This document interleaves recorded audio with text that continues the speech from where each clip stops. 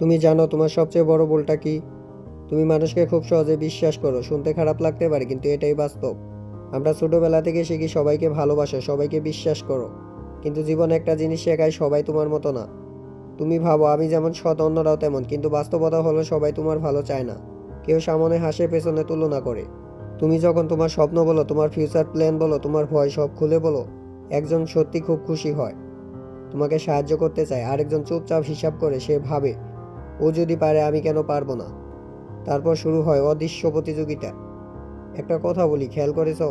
যাকে তুমি সবচেয়ে বেশি বিশ্বাস করেছিলে, কষ্টটাও সেখান থেকেই পেয়েছিলে। কারণ বিশ্বাস যত গভীর ভাঙলে তত বেশি কষ্ট লাগে।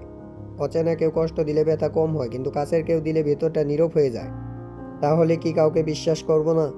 না, বিশ্বাস করো, কিন্তু ধীরে। সবাইকে ভালোবাসো, কিন্তু নিজের সব কথা সবাইকে বলো না। তোমার স্বপ্ন সবাই জানার দরকার নেই। তোমার প্ল্যান চুপচাপ কাজ দিয়ে প্রমাণ করো। মনে রাখো, বিশ্বাস একবার ভাঙলে শব্দ হয় না, কিন্তু ভিতরটা চুপচাপ বদলে যায়।